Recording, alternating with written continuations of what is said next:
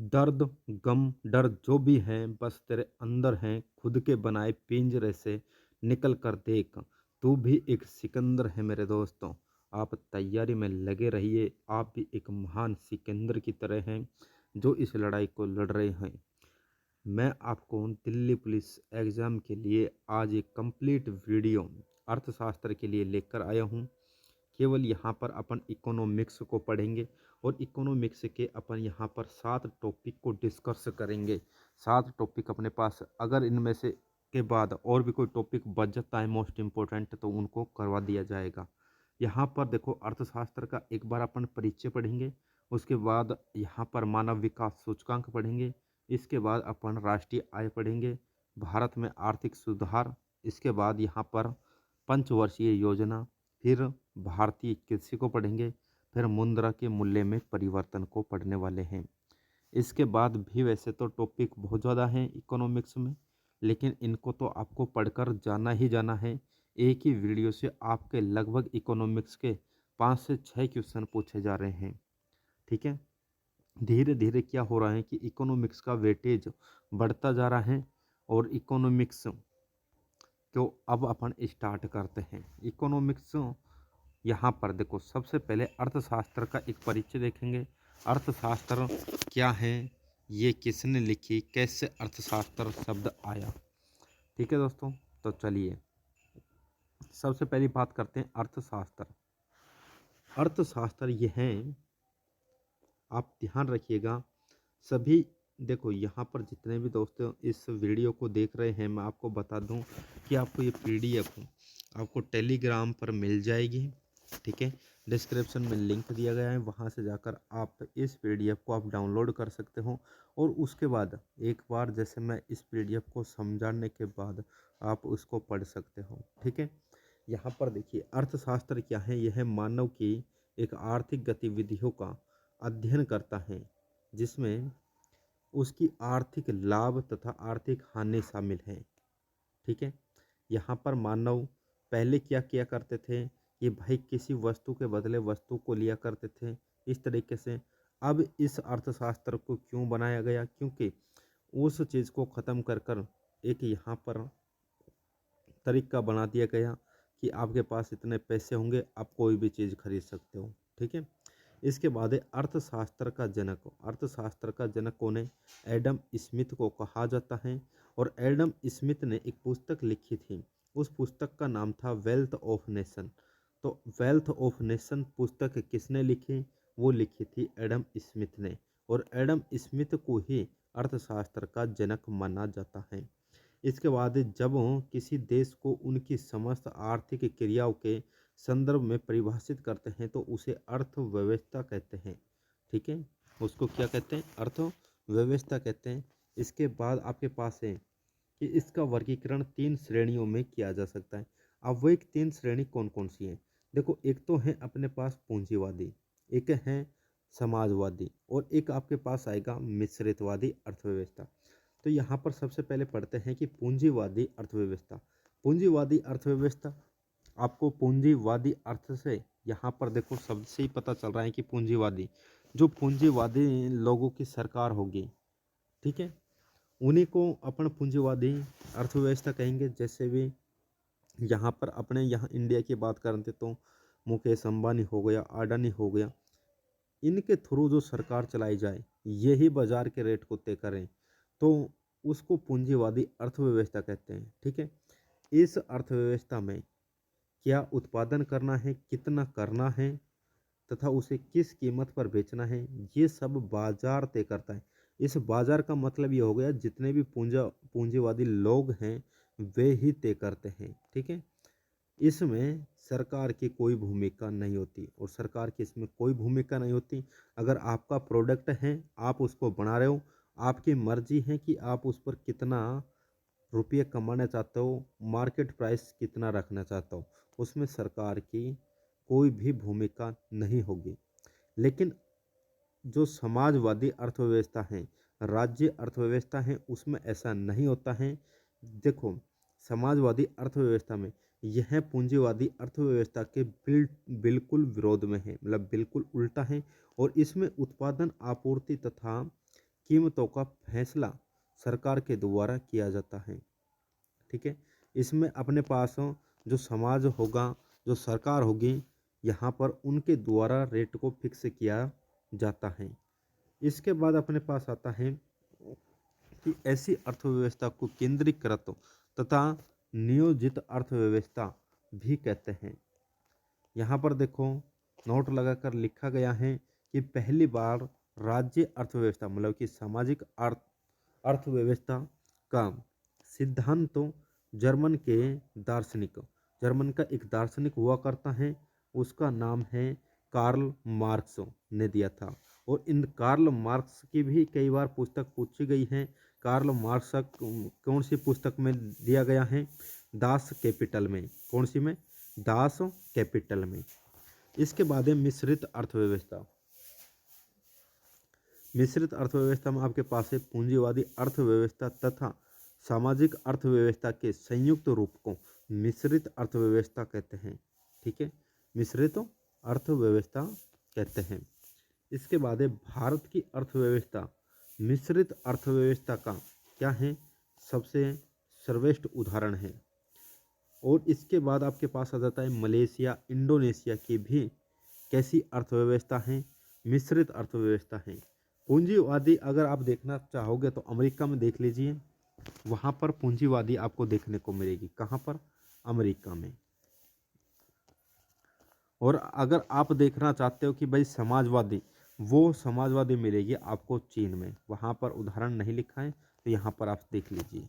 ठीक है, इसके बाद देखो अर्थव्यवस्था के क्षेत्र। अर्थव्यवस्था के क्षेत्र यहाँ पर है। अर्थव्यवस्था की आर्थिक गतिविधियों को 3 श्रेणियों में बांटा गया है, जिसे अर्थव्यवस्था का क्षेत्र कहा जाता है। जिसे अर्थव्यवस्था का क्षेत्र कहा जाता है। इसके बाद प्राथमिक क्षेत्र, द्वितीयक क्षेत्र और तृतीयक क्षेत्र 3 श्रेणियों में बांट दिया गया। प्राथमिक, द्वितीयक और तृतीयक। प्राथमिक क्षेत्र की देख लीजिए, यह क्षेत्र प्रत्यक्ष रूप से, प्राथमिक क्षेत्र की बात कर रहे हैं, यह क्षेत्र प्रत्यक्ष रूप से पर्यावरण पर निर्भर होता है और इसके अंतर्गत कृषि, पशुपालन तथा मत्स्य पालन आदि आते हैं।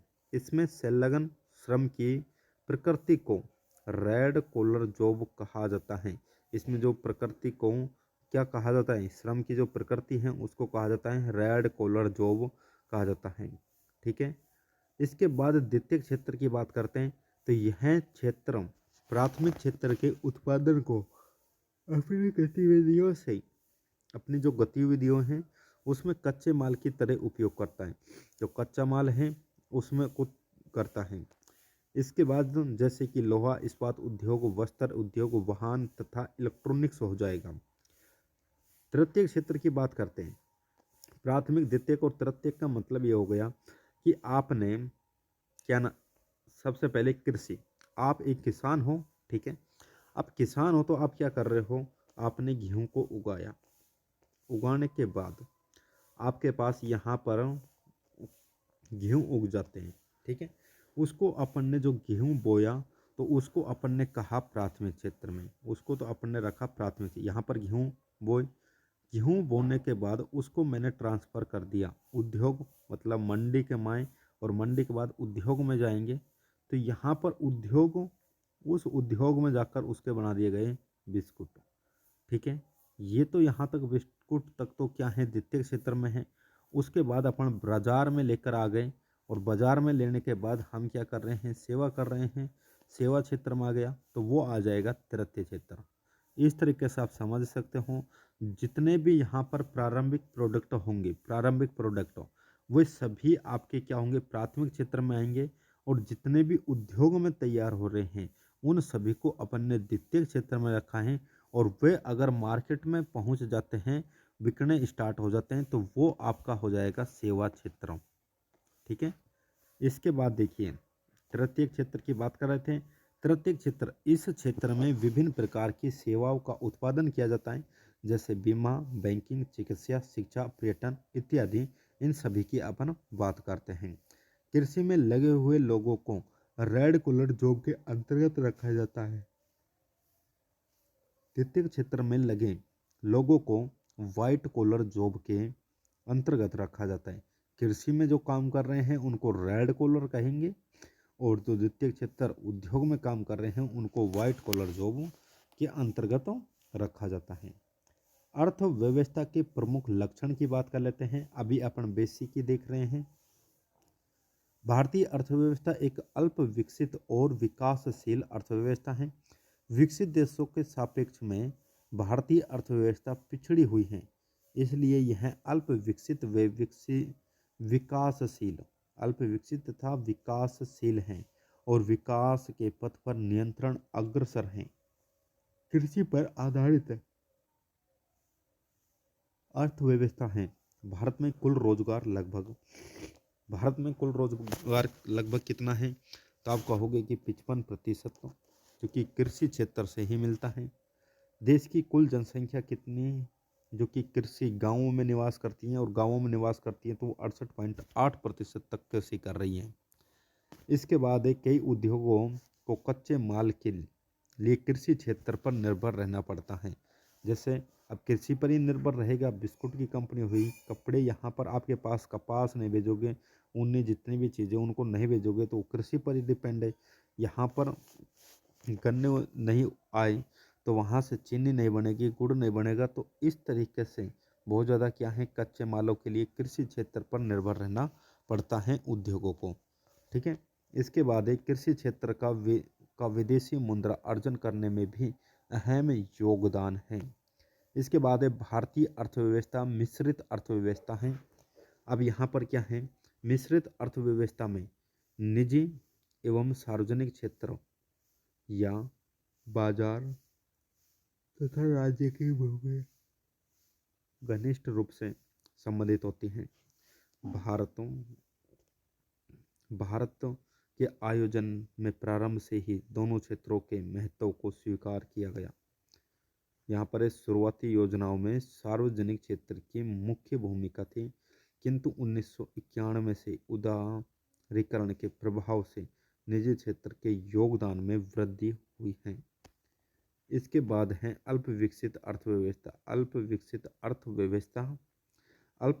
अर्थव्यवस्था क्या है, विकसित देशों की तुलना में भारतीय अर्थव्यवस्था पिछड़ी हुई है और जिसका आधार निम्न है।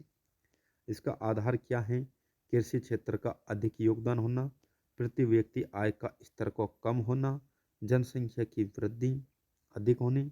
इसके बाद है बेरोजगारों श्रम शक्ति का अधिक अनुपात हो जाना, निर्धनता का अधिक अनुपात होना।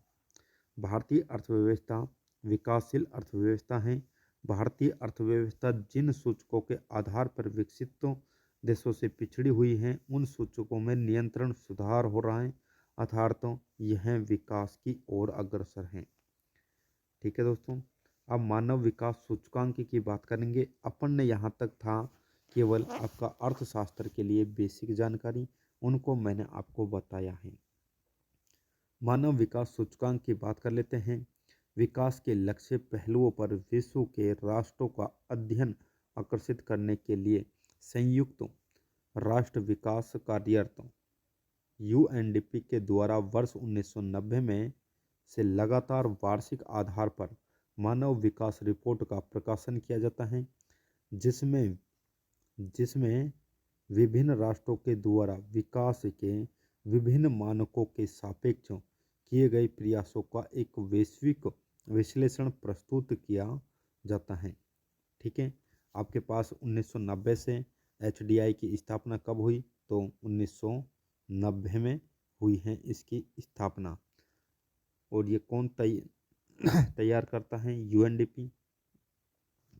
यूएनडीपी के द्वारा देखिए यहाँ पर मानव विकास के आधारभूत पहलू जैसे यहाँ पर स्वास्थ्य, शिक्षा, आय आदि के सूचकांकों आदि के क्या करेंगे, सूचकांकों के औसत के विभिन्न देशों का मानव विकास सूचकांक प्राप्त किया जाता है, जिसे मानव विकास रिपोर्ट शीर्षक के तहत प्रकाशित किया जाता है। मानव विकास सूचकांक की अवधारणा का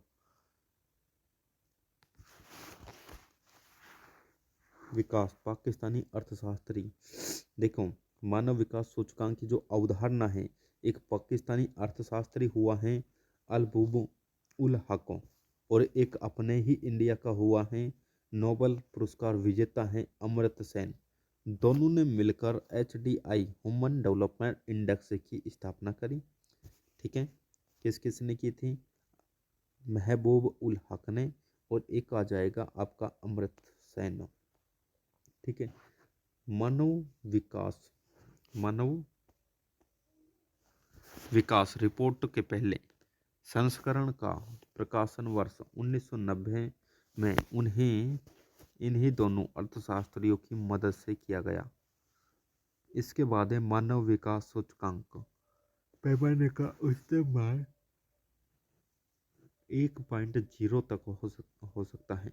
भारत मानव विकास पैमाने पर मध्यम श्रेणी में आते हैं। नोट लगा के ध्यान रखना है, राज्य स्तर पर मानव विकास रिपोर्ट जारी करने वाला प्रथम राज्य कौन सा था? तो वो था मध्य प्रदेश। कौन था दोस्तों? मध्य प्रदेश। इसके बाद है खुशहाली। खुशहाली यह मनुष्य मात्र की आकांक्षा है जो कि सामाजिक प्रगति बन सकता है। संयुक्त राष्ट्र संघ ने प्रथम बार 2012 ईस्वी में विश्व खुशहाली रिपोर्ट जारी किया था। तो आपको पता होना चाहिए विश्व खुशहाली रिपोर्ट कब जारी हुई सबसे पहली? तो 2012 में। अब नेक्स्ट पढ़ते हैं दोस्तों, यहाँ पर राष्ट्रीय आय। राष्ट्रीय आय राष्ट्रीय आय की बात करते हैं। भारत में राष्ट्रीय आय का प्रथम अनुमान किसने लगाया? दादा भाई नौरोजी ने लगाया था। किसने लगाया? दादा भाई नौरोजी के द्वारा लगाया गया, जो कि वर्ष 1868 के लिए लगाया गया, जिसे उनकी पुस्तक poverty and un-British ul in India में प्रकाशित किया गया।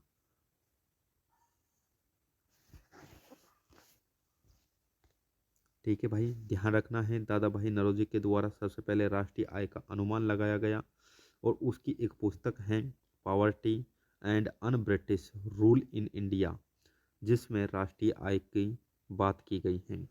वर्ष 1949 में भारत सरकार ने राष्ट्रीय आय समिति का अध्यक्ष, जो कि PC महालनोबिस को नियुक्त किया गया था। इसके बाद बात करते हैं कि वर्तमान में राष्ट्रीय आय के आंकड़े केंद्रीय सांख्यिकी संगठन लगाता है। ठीक है, कौन लगाता है? केंद्रीय सांख्यिकी संगठन, जिसकी स्थापना अभी हुई है आपकी 2019 में। इसके बाद बात करते हैं कि इसकी स्थापना 1951 में हुई थी, और इसका मुख्यालय नई दिल्ली में स्थित है।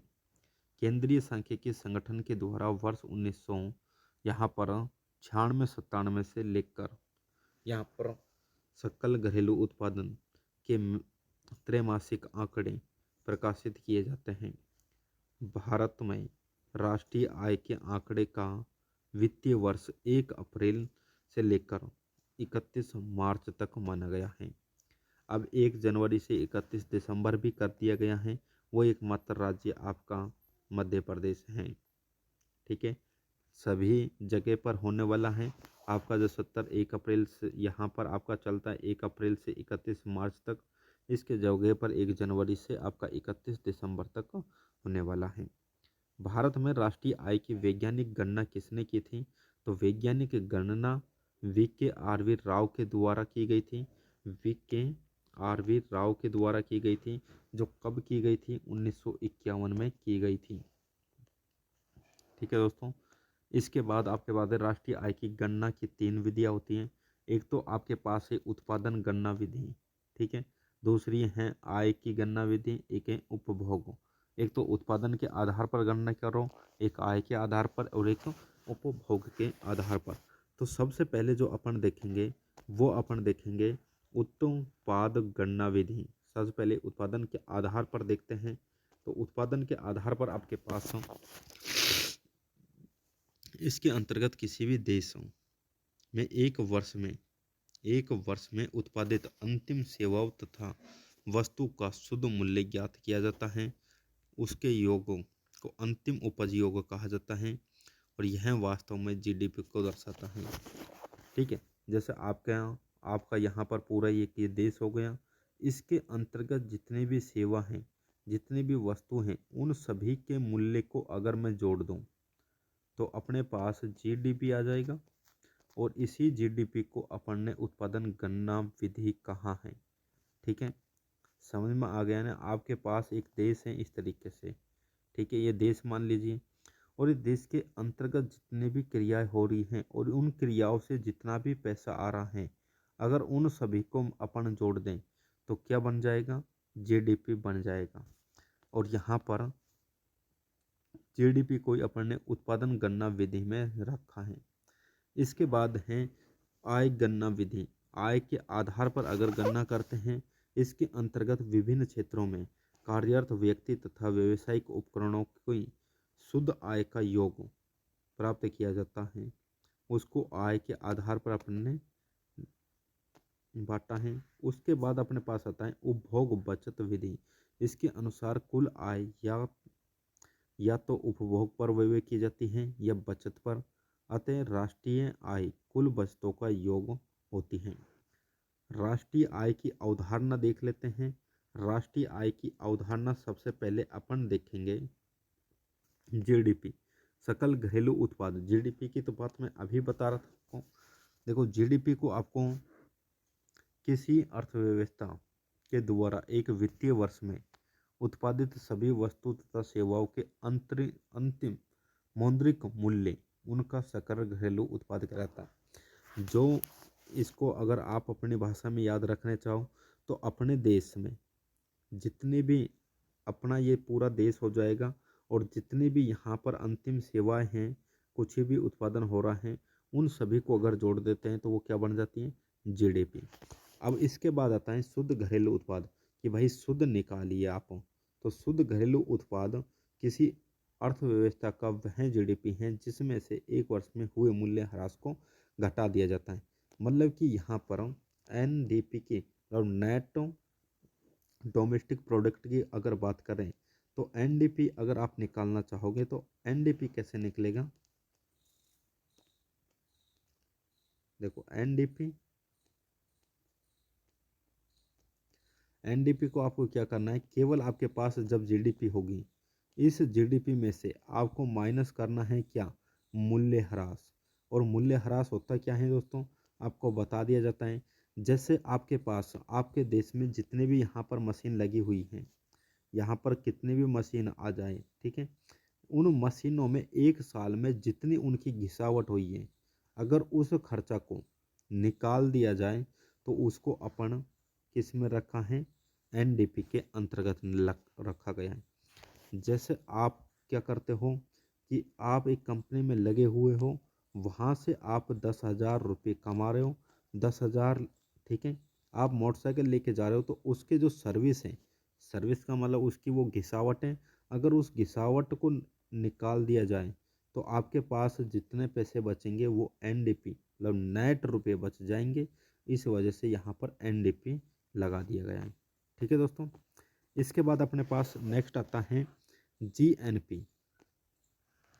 ठीक है, जीएनपी सकल राष्ट्रीय उत्पाद।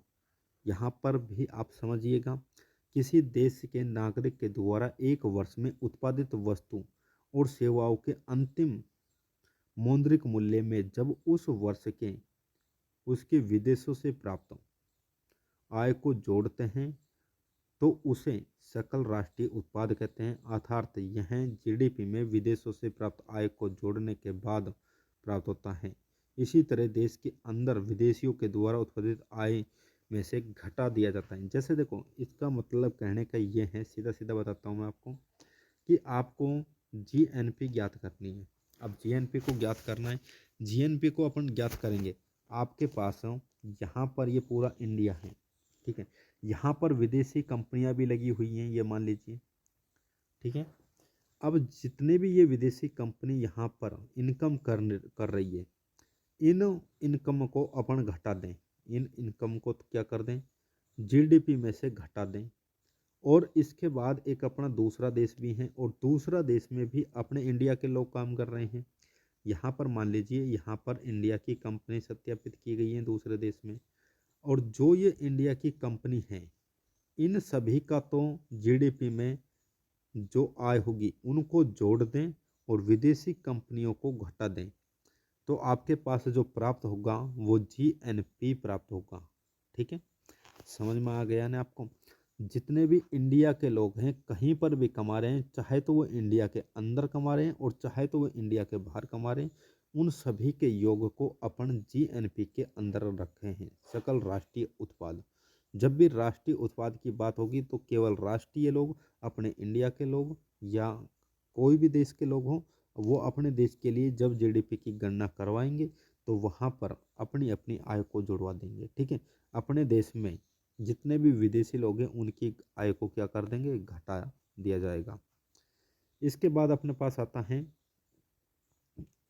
इसके लिए आप फॉर्मूला भी देख लीजिए, यहाँ पर जीएनपी बराबर GDP plus x minus M. X यहाँ पर क्या है दोस्तों, देश के नागरिकों के द्वारा विदेशों में अर्जित आय, तथा एम का मतलब क्या है, विदेशियों के द्वारा देश में अर्जित आय है। इसके बाद है शुद्ध राष्ट्रीय उत्पाद एनएनपी। ठीक है, अब एनएनपी की बात कर रहे हैं, नेट नेशनल प्रोडक्ट की बात कर रहे हैं, किसी अर्थव्यवस्था के द्वारा उत्पादित, जैसे अपन ने यहाँ पर एनडीपी की बात की थी। ठीक है, पहले जीडीपी की बात करी, फिर एनडीपी की बात की, अब यहाँ पर अपन ने किसकी बात की, जीएनपी की बात की। ठीक है, जीएनपी की बात की। अब एनएनपी की अगर बात करेंगे तो उसको जीएनपी में से आपको क्या घटाना है, मूल्यह्रास। जीएनपी में से मूल्यह्रास को आपको घटा देना है, आपके पास क्या आ जाएगा, एनएनपी आ जाएगा। क्लियर है दोस्तों। किसी भी जितना भी अपने यहाँ पर किसी अर्थव्यवस्था के द्वारा उत्पादित एक वर्ष में सभी वस्तु और सेवाओं के अंतिम मौद्रिक मूल्य में विदेशों से आय को जोड़कर जो विदेशी की आय है उनको जोड़ दिया जाए और मूल्य ह्रास को घटा दिया जाए तो आय बचती हैं, उसे शुद्ध राष्ट्रीय उत्पाद आय कहा जाता है। ठीक है, मतलब मैं आपको डायरेक्ट बता रहा हूँ, आपको क्या करना है, केवल आपको एनएनपी अगर ज्ञात करना है, एनएनपी अगर आपको ज्ञात करना है तो आपको जीएनपी, पहले आपको जीएनपी निकालना होगा, जीएनपी। ठीक है, और जीएनपी में से आपको क्या करना है, यहाँ पर मूल्य ह्रास को घटा देना है, मूल्य ह्रास को घटा देना है। मूल्य ह्रास को अगर आप घटा दोगे तो एनएनपी आपके पास आ जाएगा। इसके बाद एनएनपी को देश की जनसंख्या से भाग देकर भागफल द्वारा प्रति व्यक्ति आय को दर्शाया जाता है। एनएनपी किसी अर्थव्यवस्था को दर्शाने की सबसे बेहतर अवधारणा है क्योंकि यह उसकी मात्रा, गुणवत्ता, मूल्य ह्रास और बाह्य शक्ति को स्पष्ट करता है। एनएनपी को ही राष्ट्रीय आय कहा जाता है। एनएनपी को ही क्या है, राष्ट्रीय आय कहा जाता है। क्लियर करिएगा। राष्ट्रीय आय की बात कर रहे हैं, भारत में साधन कारक लागत पर शुद्ध राष्ट्रीय उत्पाद को राष्ट्रीय आय कहते हैं। इसकी गणना के लिए बाजार मूल्य पर प्राप्त शुद्ध राष्ट्रीय उत्पाद में से अप्रत्यक्ष कर घटाया जाता है और सब्सिडी को जोड़ लिया जाता है, उसी को अपन ने राष्ट्रीय आय के अंतर्गत रखा है दोस्तों। इसके बाद है कि भारत में राष्ट्रीय आय की गणना चालू मूल्यों के आधार पर तथा स्थिर मूल्य के आधार पर की जाती है। किसी देश का आर्थिक विकास का सही सूचक स्तर कीमत पर राष्ट्रीय आय है। राष्ट्रीय आय से सबसे अधिक योगदान तृतीयक क्षेत्र तथा सबसे कम योगदान आपका प्राथमिक क्षेत्र का है। भारत में विदेशों से प्राप्त शुद्ध आय का आंकड़ा भारतीय रिजर्व बैंक लगाता है। कौन लगाता है, भारतीय रिजर्व बैंक लगाता है शुद्ध आय का आंकड़ा। भारत में पूंजी निर्माण संबंधित आंकड़े केंद्रीय संघ के संगठन के द्वारा लगाए जाते हैं। इसके बाद है व्यक्तिगत आय, किसी देश के नागरिक को प्राप्त होने वाली आय व्यक्तिगत आय कहलाती है। भारत में प्रति व्यक्ति आय सबसे अधिक गोवा की है और सबसे कम दोस्तों बिहार की है। सबसे अधिक कहाँ की है, गोवा की है। इसके बाद है ड्रेन का सिद्धांत, दादा भाई नौरोजी ने दिया था ड्रेन सिद्धांत। इसके बाद है हिंदू वृद्धि दर राष्ट्रीय आय से संबंधित हैं। भारत में विदेशों से प्राप्त शुद्ध आय के आंकड़े भारतीय रिजर्व बैंक लगाता है, न कि केंद्रीय सांख्यिकी संगठन। भारत में आर्थिक सुधार की बात करते हैं तो भारत में आर्थिक सुधार का मतलब उन नीतियों से है जिनका प्रारंभ 1991 से लेकर, अपन ने राष्ट्रीय आय की बात कर ली है दोस्तों। अब अपन आर्थिक सुधार, भारत में आर्थिक सुधार की बात करेंगे। आर्थिक सुधार में अपन क्या क्या पढ़ने वाले, देखिए भारत में आर्थिक सुधार का मतलब उन नीतियों से है जिनका प्रारंभ 1991 से अर्थशास्त्र में कुशलतापूर्वक उत्पादकता, लाभदायकता एवं प्रतियोगिता की शक्ति के स्तरों की वृद्धि करने के लिए दृष्टिकोण से किया गया है। भारत में आर्थिक सुधार दो प्रकार की युक्तियां शामिल हैं। एक तो आपके पास पढ़नी पड़ती है समष्टि अर्थशास्त्र स्थिरीकरण युक्तियां, और एक पढ़ेंगे संरचनात्मक सुधार। ठीक है, अब यहाँ पर देखिए समष्टि अर्थशास्त्र में क्या है, इनके द्वारा लोगों की क्रय शक्ति में वृद्धि करके अर्थव्यवस्था में सकल मांग को बढ़ाना है। लोगों की जैसे जैसे क्रय शक्ति बढ़ेगी तो उनकी मांग बढ़ जाएगी। ठीक है, संरचनात्मक सुधार की बात करते हैं। इसमें उत्पादन प्रक्रिया को उन्मुक्त करके अर्थव्यवस्था में सकल आपूर्ति को बढ़ाना। भारत में आर्थिक सुधारों के लिए 3 प्रक्रियाएं अपनाई गई हैं। एक का नाम है उदारीकरण, निजीकरण और वैश्वीकरण। उदारीकरण की बात करते हैं। उदारीकरण का अर्थ होता है व्यापार, यहाँ पर देखिए व्यापार तथा उद्योग को वांछित सरकारी नियंत्रणों एवं पाबंदियों से मुक्त करना है। इस नीति की दो प्रमुख बातें हैं। कौन कौन सी बातें? सार्वजनिक क्षेत्र पर आरक्षित उद्योगों को निजी क्षेत्र को चलाने की अनुमति, मतलब कि जितने भी आरक्षित उद्योग हैं निजी क्षेत्र में चलाने की अनुमति है। इसके बाद निजी क्षेत्र के लिए बनाए गए नियमों की ढील, मतलब यहाँ पर इनकी भी क्या करी गई है, ढील दी गई है नियमों की। ठीक है, इसके बाद अपन बात करते हैं उदारीकरण के लिए किए गए उपाय। उद्योग क्षेत्र में सुधार किया गया, वित्तीय क्षेत्र में सुधार, कर के क्षेत्र में और विदेशी व्यापार में, इन सभी में सुधार किया गया। इसके बाद अपन पढ़ते हैं निजीकरण। निजीकरण वह प्रक्रिया है जिसमें निजी क्षेत्र को सार्वजनिक क्षेत्र के उपकरणों के स्वामित्व एवं नियंत्रण में भाग लेने की अनुमति दी जाती है। निजीकरण के लिए किए गए उपाय कौन कौन से हैं?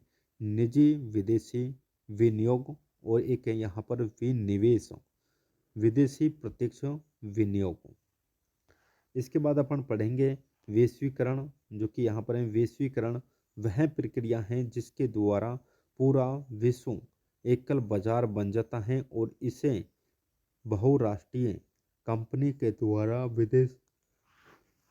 विदेशी निवेश तथा विदेशी व्यापार के माध्यम से कई देशों के बीच तीव्र एकीकरण या परस्पर संबंध के रूप में भी समझा जा सकता है। इस प्रक्रिया में हम अंतर्राष्ट्रीय स्तर पर आर्थिक रूप से एक दूसरे पर निर्भर हो जाते हैं। वैश्वीकरण के लिए किए गए उपाय कौन कौन से हैं? रुपये का अवमूल्यन, रुपये की परिवर्तनशीलता, तटकर पर निःशुल्कों शुल्क में कमी। इसके बाद है विदेशी विनियोग। भारत में आर्थिक नियोजन एवं पंचवर्षीय योजनाओं की बात करेंगे। ठीक है, यहाँ पर है आर्थिक नियोजन का अर्थ है राज्य के अभिकरणों के द्वारा पेश की गई आर्थिक संपदा और सेवाओं की एक निश्चित अवधि हेतु राष्ट्र आवश्यकताओं का पूर्वानुमान लगाना। यहाँ पर है भारत में आर्थिक नियोजन के निम्नलिखित उद्देश्य। भारत में आर्थिक नियोजन के लिए उद्देश्य क्या क्या हैं? गरीबों का हटाना, निवारण करना, बेरोजगारों के अवसर में वृद्धि को प्रदान करना, आर्थिक एवं सामाजिक असमानता को दूर करना, आर्थिक संवर्धन, क्षेत्रीय विषमताओं को दूर करना है। ठीक है, यहाँ पर उद्देश्य क्या क्या है आर्थिक नियोजन के? कि गरीबी को हटाना है, रोजगार सभी को देना है, आर्थिक और सामाजिक को मतलब इनकी असमानताओं को दूर करना है, आर्थिक संवर्ती क्षेत्रीय विषमताओं को दूर करना। भारत में आर्थिक नियोजन संबंधित पहला प्रस्ताव 1934 1934 में किसके द्वारा रखा गया, तो उसका नाम था विश्वेश्वरैया की पुस्तक है, यहाँ पर है प्लान इकोनॉमी फॉर इंडिया में दिया गया है। सबसे पहले भारत में आर्थिक जो नियोजन से संबंधित पहला प्रस्ताव था वो 1934 में विश्वेश्वरैया के द्वारा रखा गया था, जो कि उसने एक पुस्तक है, उसकी एक पुस्तक है प्लान इकोनॉमी फॉर इंडिया में दिया गया है आर्थिक नियोजन। ठीक है, इस पुस्तक में भारत के विकास के लिए 10 वर्षीय कार्यक्रम प्रस्तुत किया गया है। कितने वर्ष के लिए कार्यक्रम? 10 वर्ष के लिए प्रस्तुत किया गया है। 1945 में एम.एन. राय ने जन योजना बनाई थी। 1945 में यहाँ पर जन योजना बनाई किसने? एम.एन. राय के द्वारा। 1950 में जय प्रकाश नारायण ने सर्वोदय योजना बनाई। ठीक है, सर्वोदय योजना का प्रकाशन किया। इसके बाद अपने पास आता है कि स्वतंत्रता के पश्चात 1947 ईस्वी में पंडित जवाहरलाल नेहरू की अध्यक्षता में आर्थिक नियोजन समिति गठित हुई और इस समिति की सिफारिश पर 15 मार्च 1950 में योजना आयोग का गठन हुआ। कब हुआ? 15 मार्च 1950 में योजना आयोग का गठन हो गया था। योजना आयोग का प्रथम उपाध्यक्ष कौन था? गुलजारी लाल नंदा था। ठीक है, यहाँ तक अपन ने। अब नेक्स्ट टॉपिक अपना स्टार्ट होता है दोस्तों पंचवर्षीय योजना, और पढ़ेंगे अपन सबसे पहले पहली ही पंचवर्षीय योजना। मोस्ट इम्पोर्टेंट आपको यहाँ पर ध्यान रखना है, पहली ही पंचवर्षीय योजना कब से स्टार्ट होती हैं? 1 अप्रैल 1951 से स्टार्ट होती हैं और पहली पंचवर्षीय 1951 से लेकर 56 तक चलती हैं। ठीक है, पहली पंचवर्षीय योजना में आपको क्या क्या याद रखना है वो आप देख लीजिए। पहली पंचवर्षीय योजना की बात करते हैं तो भारत की प्रथम पंचवर्षीय योजना 1 अप्रैल 1951 को प्रारंभ हुई थी। ठीक है, एक बात ये याद रखनी है। दूसरा, इसका मॉडल क्या था? तो इसका मॉडल था, पहली पंचवर्षीय योजना का मॉडल था हैरोल्ड डोमल मॉडल पर यह आधारित थी। इस मॉडल का क्या नाम था? Harold Domar model. ठीक है, इस योजना का मुख्य उद्देश्य अर्थव्यवस्था का संतुलित विकास था। इस योजना में कृषि को प्राथमिकता दी गई थी। अब कृषि को प्राथमिकता दी गई तो इस योजना में कई बड़ी सिंचाई परियोजना शुरू की गई थी, जैसे कि भाखड़ा नांगल, दामोदर घाटी, व्यास नदी परियोजना, ये सभी का निर्माण किया गया था। ऐसी ऐसी परियोजना चलाई गई थी जिससे कृषि को बढ़ावा मिले। ठीक है, इसके बाद अपने पास आता है दूसरी पंचवर्षीय योजना, और दूसरी पंचवर्षीय योजना दोस्तों चलती है आपकी 1956 से लेकर 1961 तक। दूसरी पंचवर्षीय योजना यहाँ पर पेशी कौन से मॉडल पर आधारित थी? तो आपको ध्यान रखना है, पेशी महालनोबिस मॉडल पर आधारित थी और इसका उद्देश्य पब्लिक सेक्टर व औद्योगिक क्षेत्र का विकास था। पब्लिक सेक्टर और औद्योगिक सेक्टर का में क्या था? विकास के लिए थी। यहाँ पर है भिलाई इस्पात कारखाने को, जो कि रूस के सहयोग से छत्तीसगढ़ में बनाया गया, जो कि आपके पास पूछा जा सकता है जो भिलाई इस्पात कारखाना है वो किस देश के सहयोग से बनाया गया? तो भिलाई आपको पता है छत्तीसगढ़ में है, लेकिन रूस देश के सहयोग से ये बनाया गया था। तो इसकी स्थापना इसी योजना में की गई थी। ठीक है, नेक्स्ट अपने पास आता है दुर्गापुर इस्पात। ठीक है, दुर्गापुर इस्पात कारखाना, जो कि पंडितों पश्चिम बंगाल ब्रिटेन में सहयोग से बनाया गया। दुर्गापुर किस देश के सहयोग से बनाया गया दोस्तों? तो इनको याद रखना है। देखो, पहला आपको याद रखना है भिलाई, जो कि रूस के सहयोग से बनाया गया, कहाँ पर है? छत्तीसगढ़ में। दूसरा आपका आता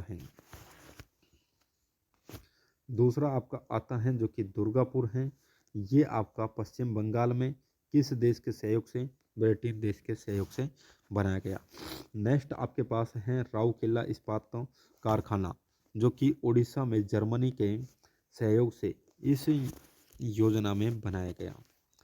खादी एवं ग्रामीण उद्योग आयोग की स्थापना दूसरी पंचवर्षीय योजना में ही की गई थी। इसके बाद अपन पढ़ते हैं तीसरी पंचवर्षीय योजना। कौन सी पंचवर्षीय योजना? तीसरी पंचवर्षीय योजना, जिसका टाइम पीरियड होता है 1961 से 66 तक। ठीक है, यहाँ पर इस पंचवर्षीय योजना का मुख्य उद्देश्य यहाँ पर आत्म पोषित विकास था। ठीक है, यहाँ पर आत्म पोषित विकास था इसका मुख्य उद्देश्य। लेकिन भारत और चीन का युद्ध हो जाता है 1962 में। फिर 1965 में भारत और पाकिस्तान के साथ युद्ध होता है। फिर उसके बाद 1966 में सूखा भी पड़ जाता है दोस्तों। यहाँ पर इस पंचवर्षीय की योजना, जो ये पंचवर्षीय योजना थी, इसकी हालत बहुत ज़्यादा खराब हो चुकी थी। क्यों हुई थी? इसके बाद देखो, पहला कारण था चीन के साथ युद्ध 1962 में, फिर पाकिस्तान के साथ युद्ध 1965 में, फिर 1966 में भीषण सूखा के कारण यह योजना अपने लक्ष्य को प्राप्त नहीं कर पाई। जितने लक्ष्य रखे गए थे उन लक्ष्य को प्राप्त नहीं कर पाई थी, क्योंकि आपको पता है युद्ध में बहुत ज़्यादा लोग मारे गए और उसके अलावा बहुत ही ज़्यादा पैसे भी खर्च हुए हैं। ठीक है, इसके बाद आप ध्यान रखिएगा, इस योजना में यहाँ पर है बोकारो इस्पात संयंत्र की स्थापना की गई थी। इसके बाद है unit trust of India. Unit trust of India जो कि 1964 में, industrial development bank of India IDBI जो कि 1964 में, भारतीय खाद्य निगम FCI 1965 में, कृषि कीमत आयोग APC की स्थापना हुई थी। इन सभी को आपको ध्यान रखना है कौन सी पंचवर्षीय योजना में हुई। ऐसा भी पूछा जा सकता है कि IDBI बैंक की स्थापना कब हुई, तो 1964 में। कई बार क्वेश्चन इस तरीके से पूछा जाता है कि भाई IDBI बैंक की स्थापना कौन सी पंचवर्षीय योजना में हुई, तो आपका आंसर आना चाहिए तीसरे में। ठीक है, APC कृषि कीमत आयोग की स्थापना कौन सी पंचवर्षीय योजना में हुई, तो आपका हो गया तीसरे में। भारतीय खाद्य FCI की यहाँ पर कब स्थापना होती है, तो तीसरी पंचवर्षीय योजना में होती है। इस योजना में कृषि व उद्योग दोनों को प्राथमिकता दी गई है। इसके बाद देखो पंचवर्षीय योजना को हटाकर योजना अवकाश को लाया गया। योजना अवकाश यहाँ पर देखो 3 योजना अवकाश लगते हैं। एक लगता है ये पहला योजना अवकाश होता है जो कि 1966 से लेकर 1969 तक लगा। इस दौरान 3 वार्षिक योजनाएं थी। 3 वार्षिक योजनाएं चलाई गई, क्योंकि चीन व पाकिस्तान के साथ युद्ध होने के कारण चौथी पंचवर्षीय योजना शुरू न करने का निर्णय लिया गया। इस दौरान हरित क्रांति की शुरुआत होती है इस योजना अवकाश के दौरान। ठीक है, 1966-67 में हरित क्रांति चलाई जाती है, डॉक्टर स्वामीनाथन के द्वारा चलाई जाती हैं, और विश्व की बात करते हैं तो डॉक्टर बोरलॉग के द्वारा चलाई जाती है। ठीक है, इसके बाद अपने पास आता है कि भाई चौथी पंचवर्षीय योजना। चौथी पंचवर्षीय योजना कब आती है?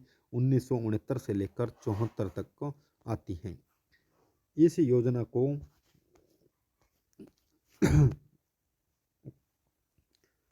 जो चौथी पंचवर्षीय योजना है दोस्तों, इस योजना को गाडगिल योजना के नाम से भी जानते हैं। इस योजना में समाजवादी समाज की स्थापना पर विशेष जोर दिया गया था। यह योजना भी असफल रही, क्योंकि 1971 में भारत पाकिस्तान के युद्ध में आर्थिक संकट उत्पन्न हो गया था। आर्थिक संकट उत्पन्न हो गया था और 1969 में 14 वाणिज्य बैंकों का राष्ट्रीयकरण हुआ। कितने बैंकों का राष्ट्रीयकरण हुआ? 14 बैंकों का राष्ट्रीयकरण हुआ। और 1974 में पोखरण में नाभिकीय परीक्षण जो कि स्माइलिंग बुद्धा इस योजना की प्रमुख उपलब्धियां थी। ठीक है, इसके बाद अपने पास आता है कि भाई पांचवी पंचवर्षीय योजना।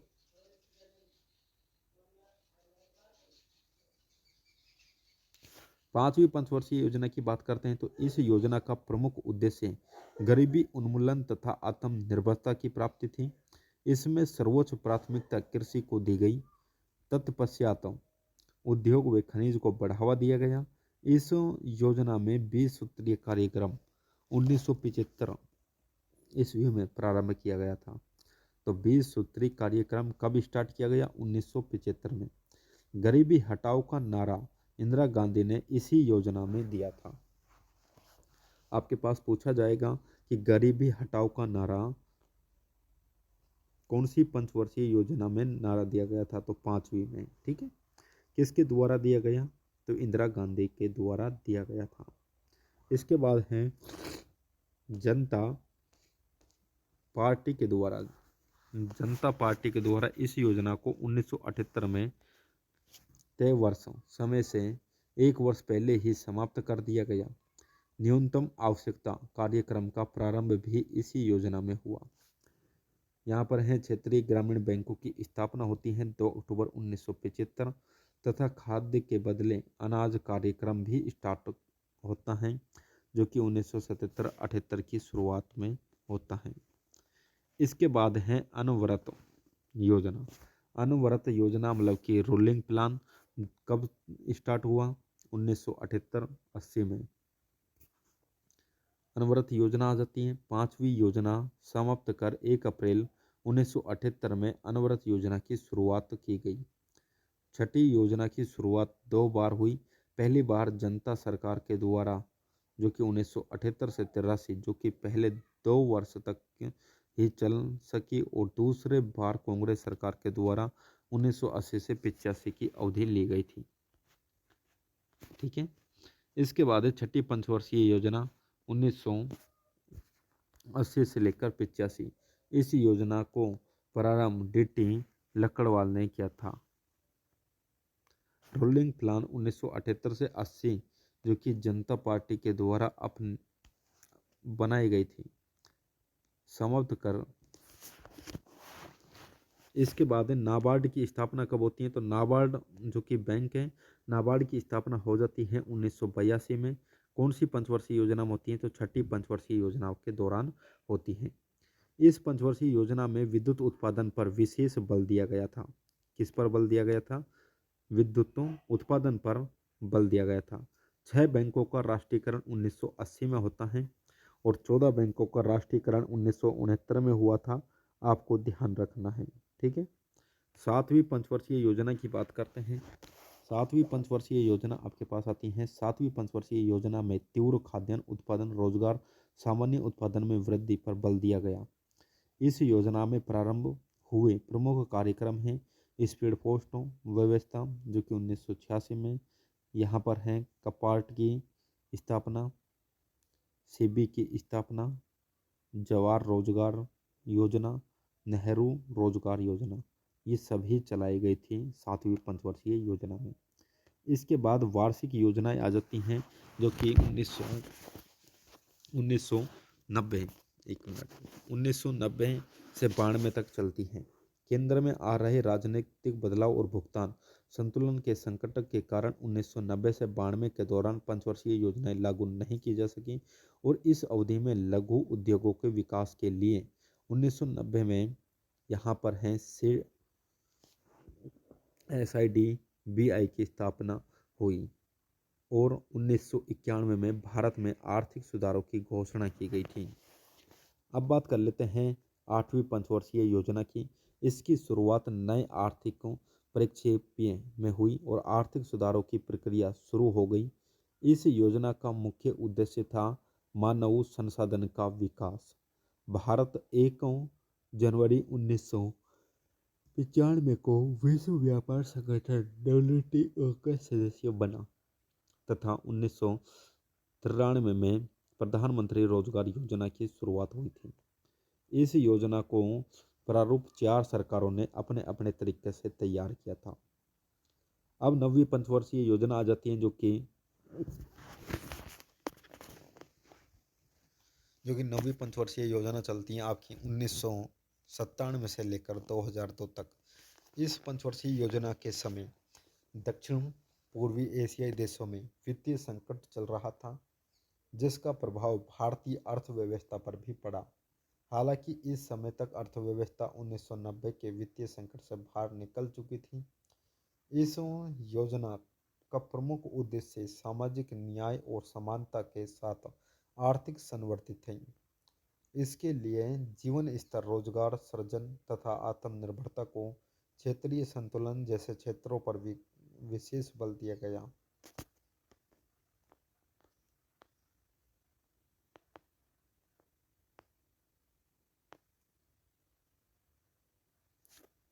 इसके बाद दोस्तों आ जाता है 10वीं पंचवर्षीय योजना। और 10वीं पंचवर्षीय योजना आपकी आती है 2002 से लेकर 2007 तक। 10वीं योजना के अंतर्गत निम्नलिखित महत्वपूर्ण कदम उठाए गए। प्रति व्यक्ति आय को 10 वर्ष में दुगुना करना।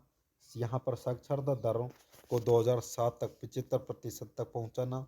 यहाँ पर है वानिकी को 2007 तक 25% एवं 2012 तक 33% के स्तर पर लाना।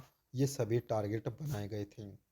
11वीं पंचवर्षीय योजना की बात करते हैं तो 2007 से लेकर 2012 इस योजना के अंतर्गत औसतन 9% की वार्षिक वृद्धि दर प्राप्त करने का लक्ष्य निर्धारित किया गया था, लेकिन अमेरिकी अर्थव्यवस्था में वित्तीय संकट का प्रभाव इन लक्ष्यों पर पड़ा। इसके बाद आता है 12वीं पंचवर्षीय योजना 2012 से 2017। भारत की 12वीं पंचवर्षीय योजना को दिसंबर 2012 में राष्ट्रीय विकास परिषद प्रदान की गई। इस योजना का केंद्र बिंदु तीव्र, संपोषणीय और अधिक समावेशी विकास है। केंद्र सरकार की नवीन योजनाएं। केंद्र सरकार की नवीन योजना जाती हैं जैसे कि नमामि गंगे अभियान जो कि 2014 में आती। मेक इन इंडिया 25 सितंबर 2014 में। राष्ट्रीय गोकुल मिशन। इसके बाद है प्रधानमंत्री फसल बीमा योजना। ये सभी 2014 में आई। बेटी बचाओ बेटी पढ़ाओ योजना। यहाँ पर प्रधानमंत्री सुकन्या समृद्धि योजना। इसके बाद है संसद आदर्श ग्राम योजना। इसके बाद है मिशन इंद्रधनुष योजना। ये सभी जो योजना आपकी 2014 में आई थी। इसके बाद कलिंग माई कोच जो कि 2016 में आई। डिजिटल इंडिया 2015 में। प्रधानमंत्री जीवन ज्योति बीमा योजना ये भी 2015 में आई। ठीक है।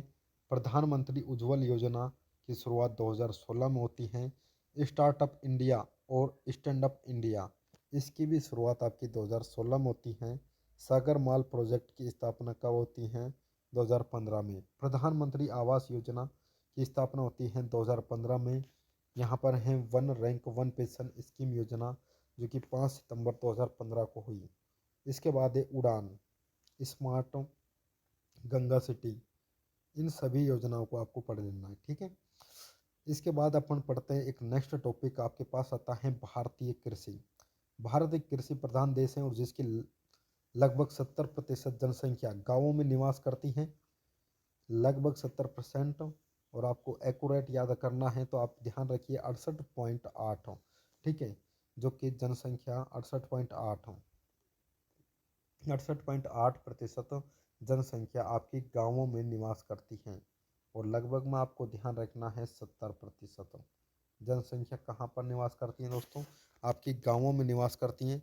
यहाँ पर भारत की अर्थव्यवस्था में कृषि का अहम योगदान है। इसके बाद है कि स्वतंत्रता के बाद भारत में कृषि और भूमि सुधारकों पर विशेष बल दिया गया है। इसके बाद यहाँ पर है हरित क्रांति ने भारत की कृषि को अलग मुकाम पर पहुँचाया। यहाँ पर क्षेत्रफल के आधार पर वर्गीकरण की बात करते हैं तो कुल क्षेत्रफल का 51% कृषि के लिए उपयोग किया जाता है। कितना प्रतिशत दोस्तों? क्षेत्रफल जो आपका 51% है वो कृषि के लिए उपयोग में लिया जाता है। कुल भूमि का 46.6% शुद्ध बुआई क्षेत्र में आता है। इसके बाद है जो वन वाली भूमि आती है वो आपका आ जाता है 23.8%। इसके बाद जो बंजर भूमि है वो 5% आती है। सारे डेटा आपको याद कर लेने हैं, यही डाटा आपके पास पूछा जाता है। इसके बाद प्रति भूमि का कुल भाग कितना आता है? 7.5% आता है। इसके बाद 4% भाग पर बाग व चारागाह हैं। इसके बाद बात करते हैं कि भारतीय अर्थव्यवस्था में कृषि का महत्व। यहाँ पर एक कृषि का भारत के सकल घरेलू उत्पाद में सबसे बड़ा योगदान है। सकल घरेलू उत्पाद का मतलब है जीडीपी में सबसे बड़ा योगदान है।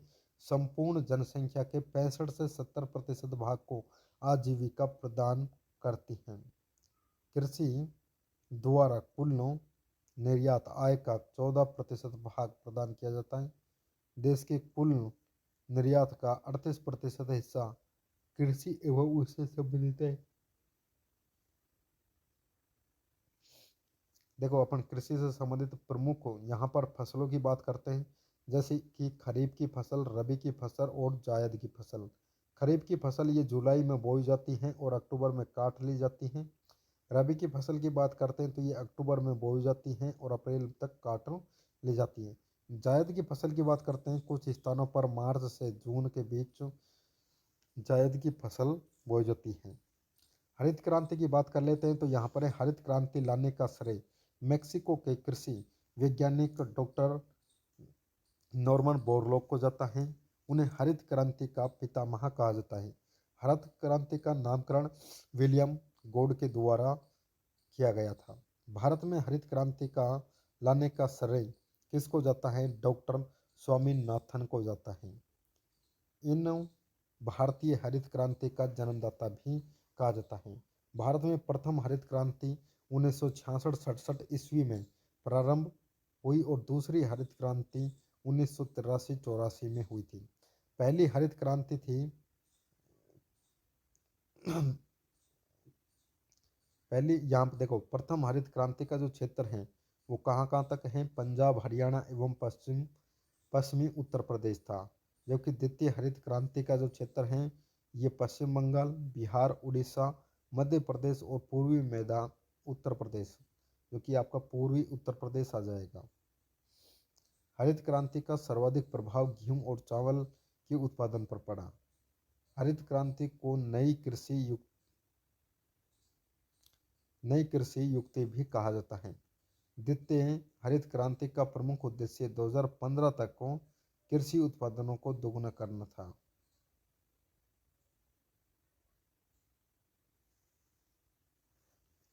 इसके बाद एक ऑपरेशन चलाया जाता है, उस ऑपरेशन का नाम है operation flood. Doctor Verghese Kurien, जो कि डॉक्टर वर्गीज कुरियन ने श्वेत क्रांति चलाई थी। इसके प्रमुख सूत्रधार हैं जिन्होंने विश्व के इस सबसे बड़े समित डेयरी विकास कार्यक्रम की शुरुआत की। इस श्वेत क्रांति को गति प्रदान करने के लिए 1970 में राष्ट्रीय डेयरी विकास बोर्ड ने ऑपरेशन फ्लड मतलब कि श्वेत क्रांति प्रारंभ की। प्रारंभ में ऑपरेशन फ्लड 10 राज्यों में शुरू किया गया। अभी तक ऑपरेशन फ्लड के 3 चरण पूरे हो चुके हैं। National dairy research institute Karnal, Haryana 1955 में सत्यापित की गई थी। इसके बाद है फर्टिगेशन। यह ऐसी पद्धति है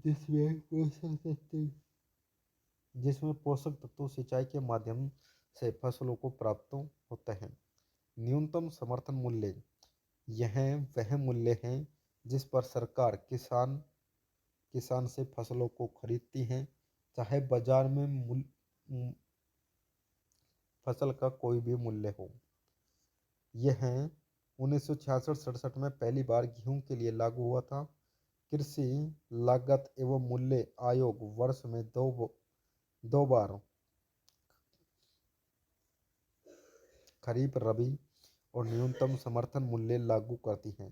सरकार 24 मुख्य फसलों के लिए न्यूनतम समर्थन मूल्य की घोषणा करती है। कृषि लागत एवं मूल्य आयोग 1955 में भारत सरकार ने कृषि आयोग की स्थापना की। यह आयोग विभिन्न कृषि उत्पादों के लिए उनकी बुआई के समय न्यूनतम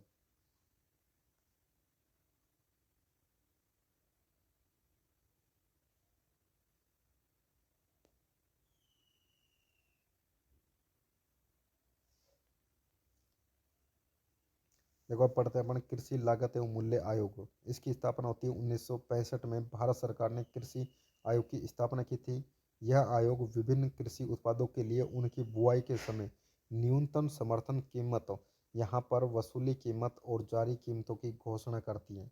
इसके बाद आता है किसान क्रेडिट योजना, जिसको अपन बोलते हैं KCC। किसान क्रेडिट कार्ड योजना की शुरुआत 1998 में की गई। इसका प्रमुख उद्देश्य किसानों को संगठित बैंकिंग प्रणाली से लचीले एवं कम खर्चीले तरीके से पर्याप्त और समय अनुसार ऋण उपलब्ध कराना है। नोट किसान कॉल सेंटर केसीसी की स्थापना 21 जनवरी 2004 को की गई थी। इसके बाद कृषि विपणन ट्राइफेड भारत सरकार ने 1987 में भारतीय भारतीय जनजातीय सहकारी विपणन विकास की स्थापना की थी। इसका मुख्य उद्देश्य जनजातीय लोगों को स्थानीय व्यापारियों के शोषण से बचाना है तथा उनके लघु वन उत्पादों के लिए उपयुक्त मेहताना प्रदान करना है। नेफेड यहाँ पर है राष्ट्रीय कृषि सहकारी विपणन संघ। नाफेड की स्थापना 2 अक्टूबर 1958 को हुई। सहकारी बैंक की बात करते हैं तो यहाँ पर हो जाएगा नाबार्ड राष्ट्रीय कृषि तथा ग्रामीण विकास बैंक। इसकी स्थापना 12 जुलाई 1982 को शिवरमन सिंह समिति की अनुशंसा पर की गई थी। जो नाबार्ड की स्थापना हुई थी वो कौन सी समिति थी? शिवरमन समिति की अनुशंसा पर की गई थी। कृषि एवं ग्रामीण विकास हेतु कृषि उपलब्ध कराने वाला शीर्ष संस्था है। क्षेत्रीय ग्रामीण विकास बैंक। इसकी स्थापना 1965 में नरसिम्हन समिति की सिफारिश पर की गई। यहाँ पर है राष्ट्रीय कृषक आयोग। इस आयोग का गठन 2004 में कृषि के क्षेत्र में विकास क्षेत्र की समस्याओं आदि का उपाय का पता करना था। कृषि के क्षेत्र में विभिन्न क्रांति आई, जैसे कि हरित क्रांति आपके खाद्यान्न उत्पादन के लिए थी, श्वेत क्रांति दूध के लिए, पीली तिल के लिए, नीली मछली के लिए, लाल जो कि मांस और टमाटर के लिए, सुनहरी फलों के लिए, गुलाबी क्रांति झींगा मछली के लिए, भूरी क्रांति उर्वरकों उत्पादनों के लिए, ब्राउन क्रांति की बात करते हैं तो यहाँ पर गैर पारंपरिक ऊर्जा विकास अंडा एवं मुर्गी पालन के लिए, खाद्यान्न श्रृंखला की बात करते हैं तो खाद्यान्न सब्जी एवं फलों के लिए, ब्लैक क्रांति की बात करते हैं तो खनिज तेल में आत्मनिर्भरता के लिए। मुद्रा के मूल्य में परिवर्तन। मुद्रा के मूल्य में परिवर्तन 4 प्रकार के होते हैं। मुद्रास्फीति और एक है मुद्रा अपस्फीति तथा मुद्रा संकुचन। मुद्रास्फीति की बात करते हैं तो मुद्रास्फीति यह वह स्थिति है जिसमें मुद्रा का मूल्य गिर जाता है तथा कीमत बढ़ जाती है। मुद्रास्फीति की बात करते हैं तो यह एक ऐसी स्थिति है जिसमें मुद्रा का मूल्य तो गिर जाता है और कीमत बढ़ जाती है। दूसरे शब्दों में यह वह अवस्था होती है जब वस्तु की उपलब्धता मात्रा की तुलना में मुद्रा तथा साख की मात्रा में अधिक वृद्धि होती है। मुद्रास्फीति का प्रभाव की बात करते हैं तो उत्पादन वर्ग को लाभ होता है। यहाँ पर है ऋणी को लाभ तथा ऋणदाता को हानि होती है। निश्चित आय वाले वर्ग को हानि होती है जबकि परिवर्तित आय वाले वर्गों को लाभ होता है। समाज में आर्थिक विशेषताएं बढ़ जाती हैं और धनी वर्ग और ज़्यादा धनी हो जाता है तथा निर्धन वर्ग और ज़्यादा निर्धन हो जाता है। यहाँ पर व्यापार संतुलन विपक्ष में होता है क्योंकि आयात में वृद्धि तथा निर्यात में कमी होती है। मुद्रास्फीति को नियंत्रण करने के उपाय क्या हैं? नियंत्रण करने के उपाय सबसे पहला है संतुलित यहाँ पर बजट को तैयार करना। क्या है? संतुलित बजट को तैयार करना। इसके बाद उत्पादन में वृद्धि करना, सार्वजनिक खर्चे पर नियंत्रण करना, प्रगतिशील करारोपण करना, सार्वजनिक ऋण में वृद्धि करना, बचत को प्रोत्साहित करना। ये सभी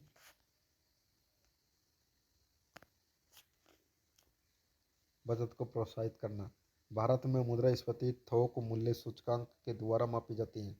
मुद्रा अपस्फीति के द्वारा मुद्रा संकुचन यह मुद्रास्फीति की विपरीत अवस्था है। इसमें मुद्रा का मूल्य बढ़ता है और वस्तु और सेवाओं का मूल्य घटता है। मुद्रा संकुचन को रोकने का उपाय सार्वजनिक व्यय में बढ़ोतरी करना और करारोपण में कमी। यहाँ पर है ऋणों का भुगतान करना, निर्यातों में वृद्धि तथा आयातों में कमी, पूर्ति पर नियंत्रण। मुद्रास्फीति की बात कर लेते हैं। यह वह प्रक्रिया है जिसमें जानबूझकर मुद्रा और साख की मात्रा में वृद्धि करके वस्तु के मूल्य में वृद्धि का प्रयास किया जाता है।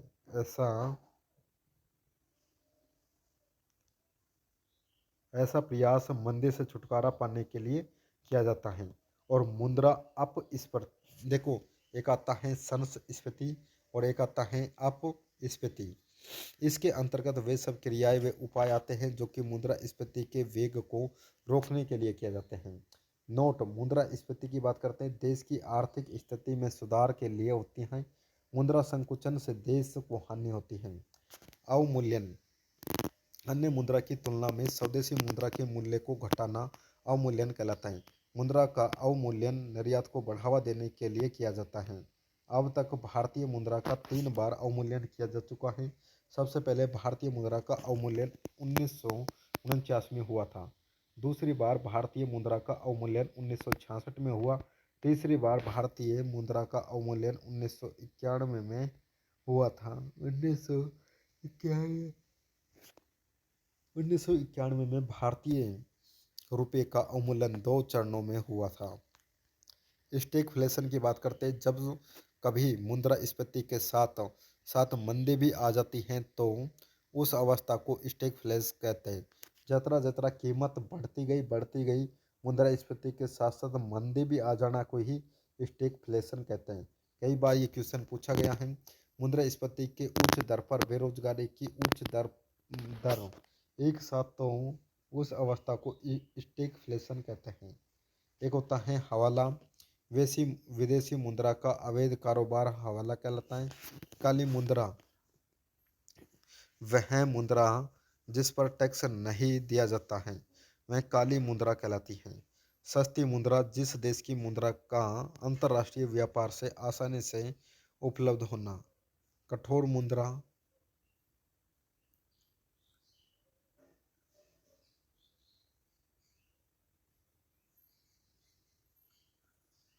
इसके बाद है सॉफ्ट करेंसी, वह मुद्रा जिसकी आपूर्ति मांग की अपेक्षा अधिक होती है। गर्म मुद्रा, ऐसी मुद्रा जिसमें शीघ्र पलायन कर जाने की प्रवृत्ति होती है। अधिग्राही मुद्रा, जिस मुद्रा के भुगतान करने पर लेन देन कानूनी तौर पर स्वीकार करने से मना नहीं कर सकता, उसे अधिग्रहणीय मुद्रा कहा जाता है। विमुद्रीकरण क्या होता है? सरकार के द्वारा पुरानी मुद्रा को समाप्त कर नई मुद्रा को चला देना विमुद्रीकरण कहलाता है। यह प्राय काले धन की रोकथाम के लिए किया जाता है। भारत में सबसे पहले पत्र मुद्रा का प्रचलन 1806 ईस्वी में हुआ था। मुद्रा के प्रचलन का नियम जो कि ग्रेसम ने दिया है, मुद्रा एवं मुद्रा का निर्माण करती हैं, यह क्रोमर ने कहा था। बाजार के नियम के प्रस्तुतकर्ता जीबी से हैं। तो आज की वीडियो यहीं पर समाप्त होती है दोस्तों। आपको ये वीडियो कैसी लगी? अगर आपको अच्छी लगी, चाहे बेकार लगी, कैसी भी लगी, एक बार कमेंट करके ज़रूर बताइएगा। मिलते हैं नेक्स्ट वीडियो में, तब तक के लिए जय हिंद।